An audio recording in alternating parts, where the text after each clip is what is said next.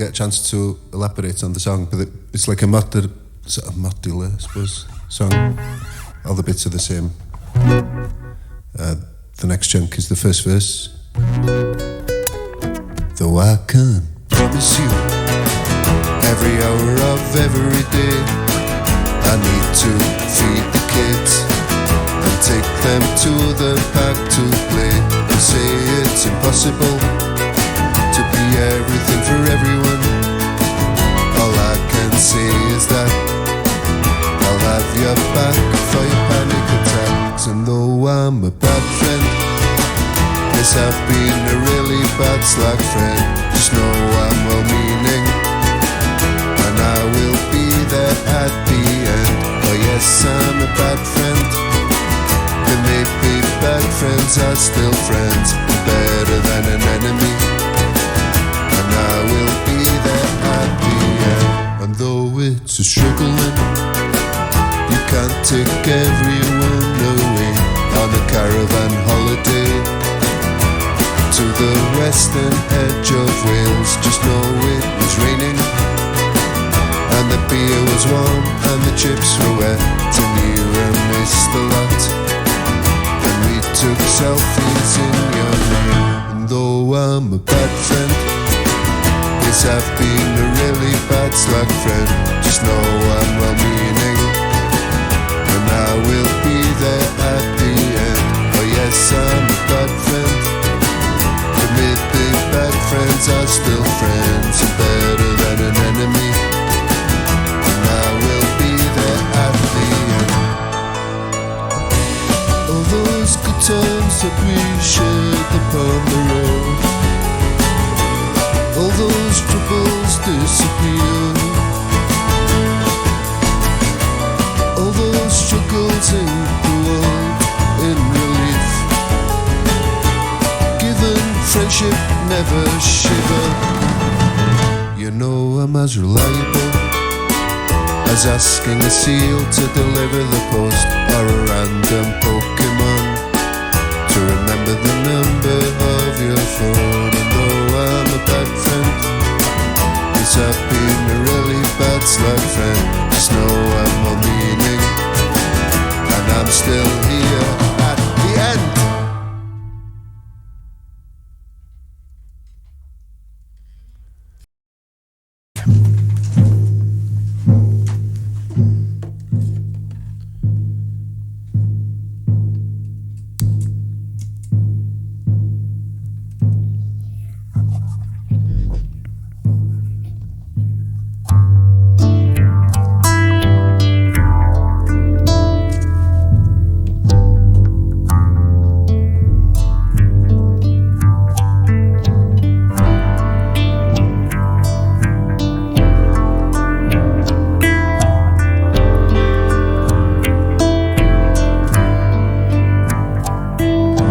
Tendered my resignation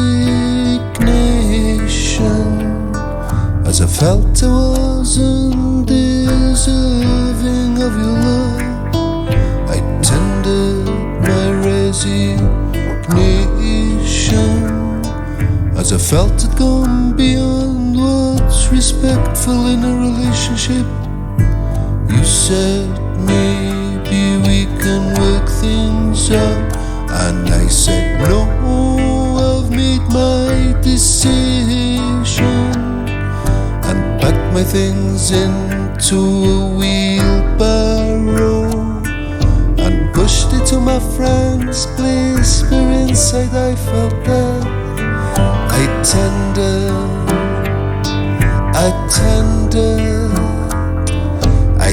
tendered my resignation.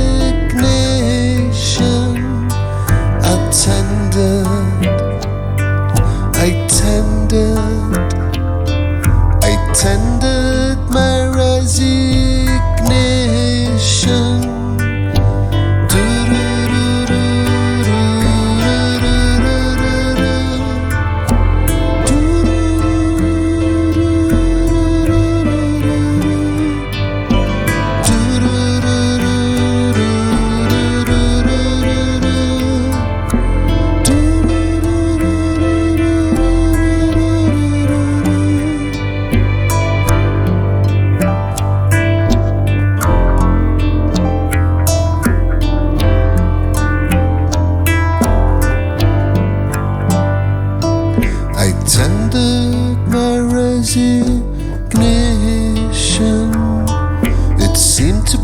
solution for my young mind at the time. I tendered my resignation, though I hadn't strayed or done anything inconsistent for our love. Or if I could wheel back that wheelbarrow, but no, I tendered my resignation.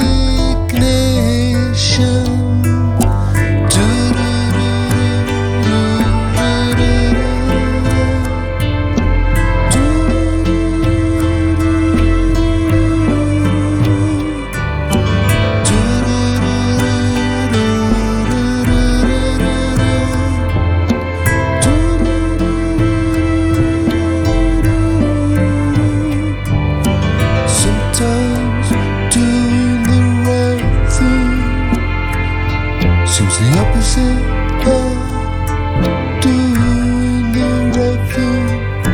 Sometimes it's the wrong thing, and doing the right thing isn't doing the right thing, and doing the right thing isn't doing the right thing, then doing the right thing isn't doing the right thing.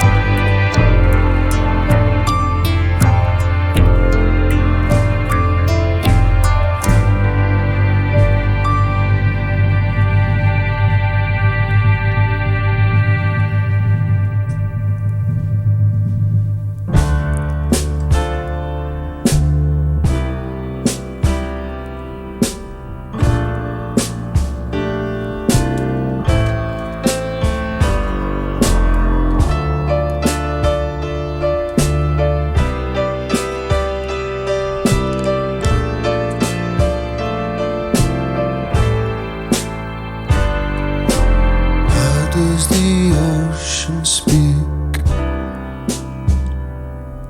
And how do the breezes talk? How does the fire fly? And how do the mountains lie down in the evening for your enjoyment, tainted and tired at your disposal? All your wildest expectations held on fire. Don't you call it children, call it butterflies, and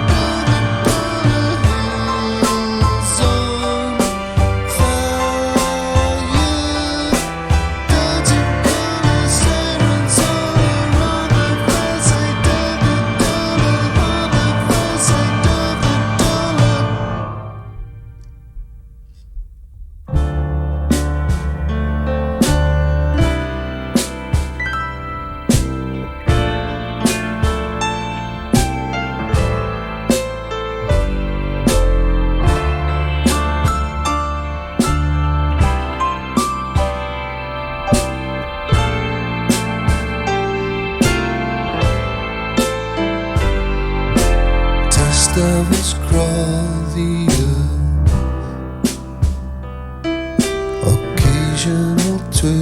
posters turn up? How do the dewdrops feel? And how does the moonlight spill beams on the matter for your enjoyment? Tinted and tired at your disposal, all your wildest expectations hills on fire. Dogs and colored children holler on the outside of the hills on fire.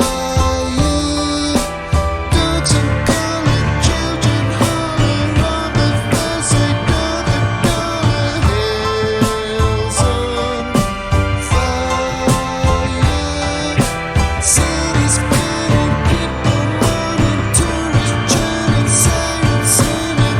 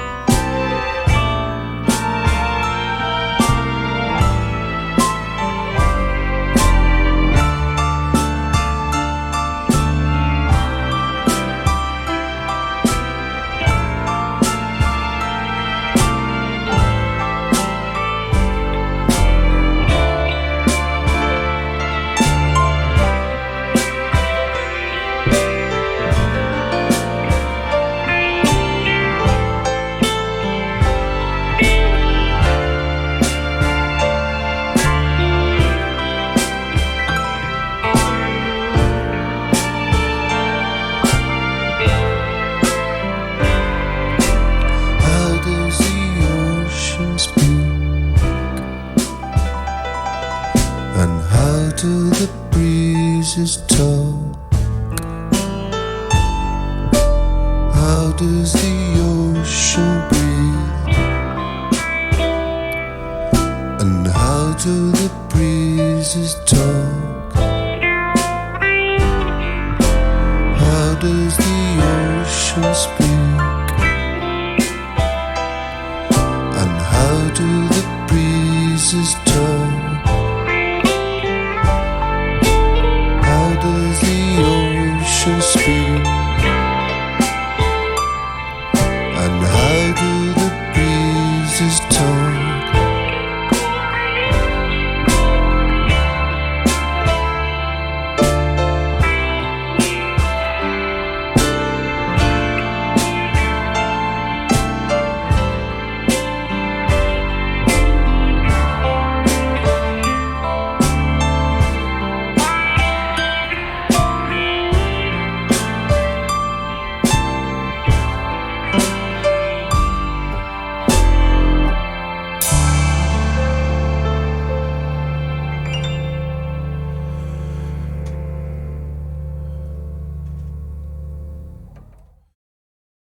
Here on Six Music, where I'm delighted to say that Gruff Rhys is back in the studio. How are you, Gruff? Good to see you. Good, thank you. Thanks for having me. Would you like to introduce the rest of the band, please? Yeah, in front of me here there's Hugh V. Williams on the double bass, Cliff Scurlock on the drums, Griff Barwell on the mellotron, and Osian Gwynedd on the real piano.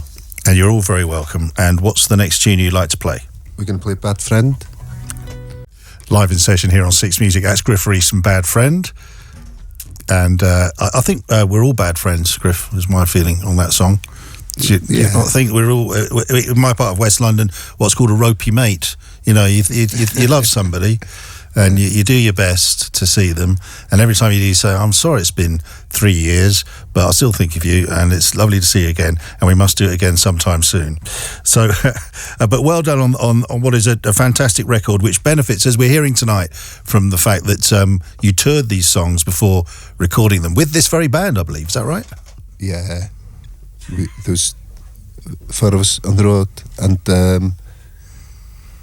Griff here to my right did the string arrangements, so he's joining us now, reenacting them on keyboard.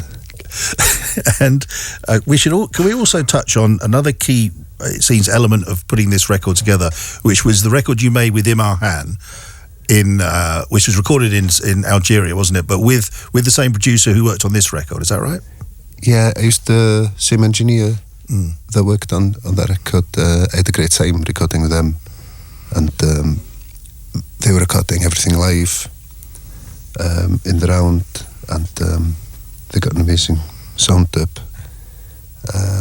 And though obviously, my record sounds completely different, but we recorded it in a similar way, just on acoustic instruments, piano, double bass, drums, and the engineer is called Maxime Cosinets, and he's really good. So we finished the tour in France, and he recommended the studio, and we just went straight to the studio for 3 days, I think. And not only was there quiet playing on it, there's also, you wanted to do the hushed French vocal, as I understand what you're after here, Graham. Have you been meaning to do that for a while? And do you like doing the hushed French style vocal? Well, I don't know, he just knows how to engineer it, so I didn't have to try too hard. But it's why shout when you can whisper. Part of the deal with the studio was that food was thrown in. Not literally, but you had to pay for the food element, and you were a bit reluctant about that, as I understand initially. But then you agreed to it, which is a good idea, wasn't it? Yeah, it was great. It was a fancy studio, and I could only afford 2 or 3 days, and the studio owner really wanted us there. He was really keen. He gave me a discount, and then he sent me like a figure that included food, and I was like, we don't need food. I've recorded records on pot noodle, but he was like offended. The chef's been here for 30 years, and I was like, so sorry. Yeah, okay, we'll do the food. So it was great. It turned out great. Everyone was speaking for myself, but everyone was in a good mood, I think. And, sugar levels were high, and we were recording all hours. And it would have been a different record without the food, wouldn't it? It wouldn't have sounded like aggro, sort of hardcore. Yeah. Well, maybe that's the way to approach it if you want to do a record such as that. Yeah. And the sadness of the title. This isn't a sad record. It's playful as well, and ultimately it's an uplifting record to listen to. Would you agree with that? Yeah, I think hopefully leaves people on a high and goes through a range of moods. Yeah, and I read one story. You were once told off by a record company for smiling too much on stage. Yeah, there was a guy from one of the Sony territories in Europe.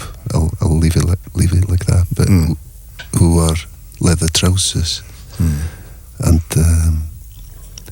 he was really angry with me. He thought I was off my head, and you cannot smile on stage. And there's so much problems in the world. I think that's not a major one. No, that's true. And speaking of smiling on stage, I don't want to treat you like an anecdotal jukebox, but I did read that Super Furry Animals met Lou Reed backstage. Can you just tell us what happened with that encounter? Yeah, we were first on in the Belgium Beach Festival in 1996, and there was a free bar, so we were backstage in the free bar, and a few hours had passed, and Lou Reed walked in. He was outdoors, so he didn't walk in really, but he walked into the bar, and he'd had a severe mullet for many years, and he was all shorn. He had this short haircut. We were like, not only it's Lou Reed, but he doesn't have a mullet, so we started singing, "Where's your mullet gone? Where's your mullet gone?"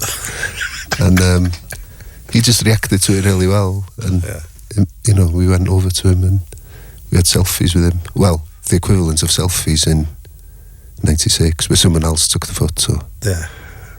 And on a disposable camera or something. That's the way to crack the ice with Lou And Reed. he's smiling. Yeah, just offend him. Rather saying, I love your records so much, can we just talk about Berlin? No. Just, where's your mullet gone? Where's your mullet gone? And there you're in. And 25 records now you've been involved in, Gruff. I know you're somebody who wants to keep pushing and experimenting and pushing each time. Is it easy to do that? Well, at least experimenting within what I do, which is not particularly experimental, but